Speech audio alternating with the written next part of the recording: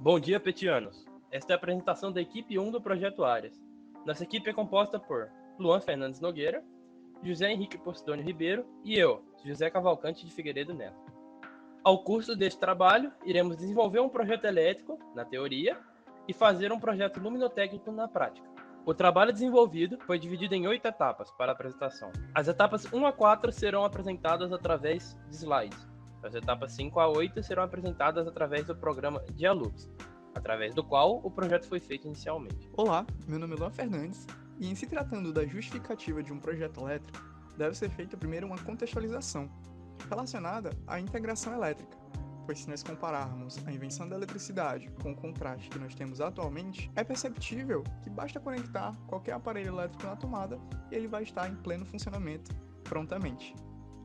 Isso tudo só existe graças à conexão de uma grande malha que é dependente dos sistemas de geração, transmissão e distribuição de energia elétrica. Portanto, para que hajam modificações, reformas, mudanças, de maneira geral, nessa malha, existe uma necessidade intrínseca de que ela seja projetada, tudo seja devidamente dimensionado e adequado para a situação necessária, seja a instalação de uma residência, comércio, indústria ou até mesmo grandes instalações em alta tensão. Para entender como um projeto elétrico funciona, é importante que tenhamos uma fundamentação física das principais grandezas e unidades utilizadas. A primeira delas é a tensão elétrica, que basicamente é a diferença de potencial entre dois pontos de um circuito, ou seja, se houver uma DDP entre o ponto A e o ponto B, a tensão elétrica pode ser definida como a tendência com qual os elétrons irão fluir de um para o outro. A sua unidade é o volts. Em relação à corrente elétrica, nós podemos definir como um movimento ordenado de elétrons que existe dentro de um material de propriedade condutiva. Efetivamente, é essa grandeza que é responsável pelo ocasionamento da fuga de corrente, que nós conhecemos popularmente como choque elétrico. A unidade de medida da corrente elétrica é o ampere. Por último, e não menos importante, nós temos a potência elétrica, que é basicamente constituída a partir do produto entre a tensão e a corrente. Os cálculos relacionados à potência elétrica são essenciais no dimensionamento de condutores de um projeto elétrico, bem como permitem que a gente saiba qual será a potência total consumida pela residência. Sendo assim, é possível que um projetista faça o dimensionamento correto da sua instalação. Olá, eu sou o José Henrique e eu vou falar um pouco sobre as normas que estão envolvidas em um projeto elétrico e luminotécnico. Bom, a NBR 5410, que é a norma que a gente usa até hoje, é o documento responsável por normatizar e, em âmbito nacional, os padrões que envolvem instalações elétricas de baixa tensão até 1000 volts corrente alternada. A NBR 5413 é a norma brasileira que diz respeito ao dimensionamento necessário para a iluminação de interiores, também foi tomada como referência no desenvolvimento do trabalho. Essa norma ela foi substituída e no canto dela entrou a NBR ISO 89951.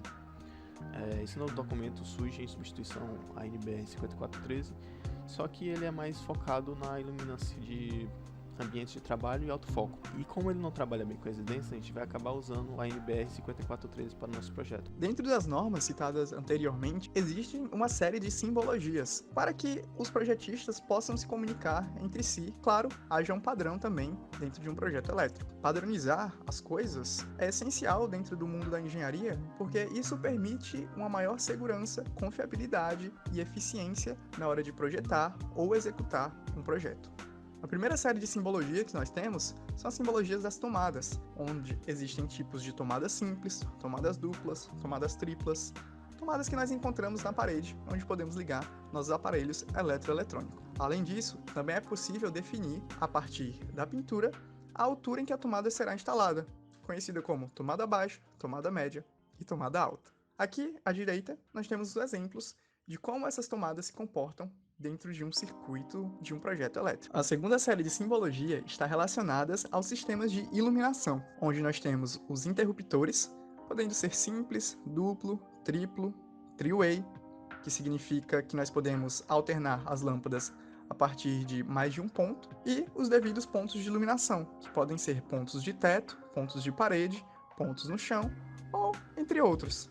Isso tudo depende da necessidade de um cliente e da criatividade de um projetista. Aqui à direita, nós temos o exemplo de um interruptor duplo que está acionando uma arandela na parede e um ponto de iluminação no teto. É importante verificar que tanto nas tomadas como os interruptores e lâmpadas, é necessário que a gente defina qual vai ser a potência aplicada naquele ponto, qual é o circuito a qual esse ponto pertence e também uma letra que indica basicamente qual lâmpada e qual ponto estamos nos referindo num projeto. Isso tudo para evitar confusões e facilitar a leitura de quem vai executar o que um projeto criou. Por último, e não menos importante, nós temos as ligações que são feitas entre esses pontos de tomada e iluminação.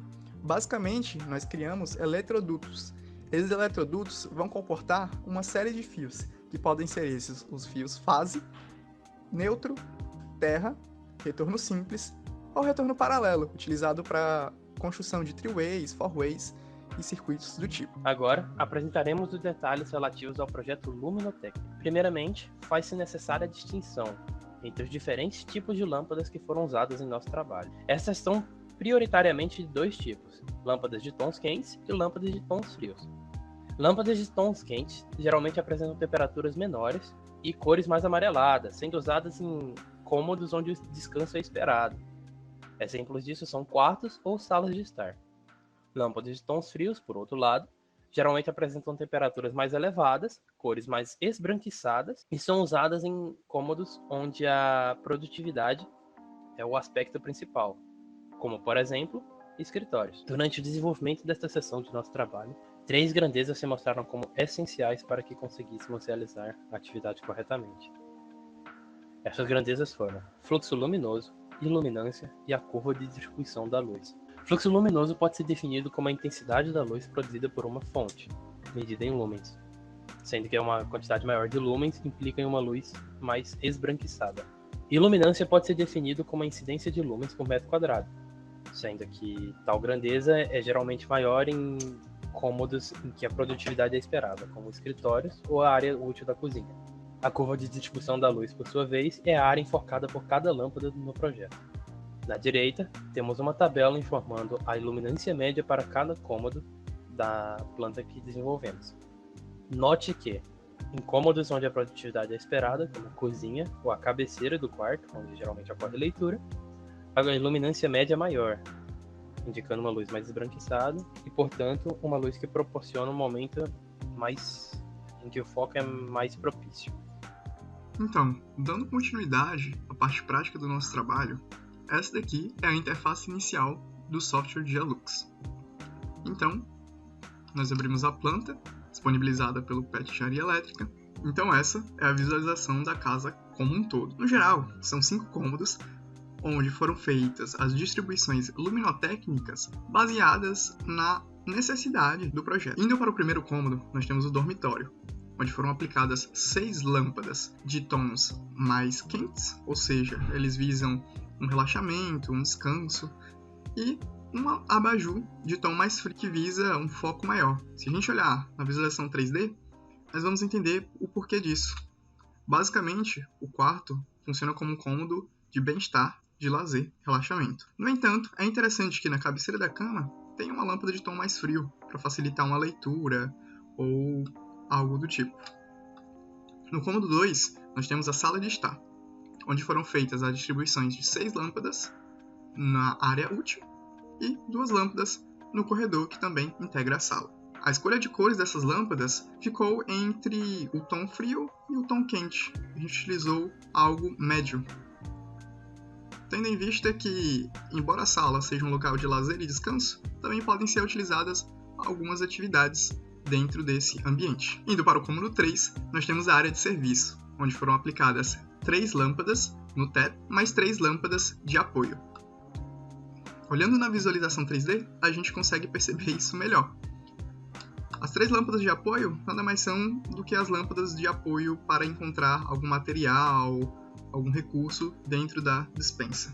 Como é uma região de serviço, todas as lâmpadas são de tonalidades mais frias, para gerar um enfoque maior.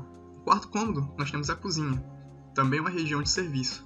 Para isso, foram expostas 6 lâmpadas de tons mais frios, e se a gente olhar na visualização 3D, vamos ver que também foram, assim como na área de serviço, expostas 3 lâmpadas para ajudar a encontrar algum utensílio dentro das prateleiras ou algo do tipo. O último cômodo da casa é o banheiro, onde foram dispostas 2 lâmpadas do teto com tonalidades mais quentes, já que não são feitas muitas atividades, com exceção do espelho.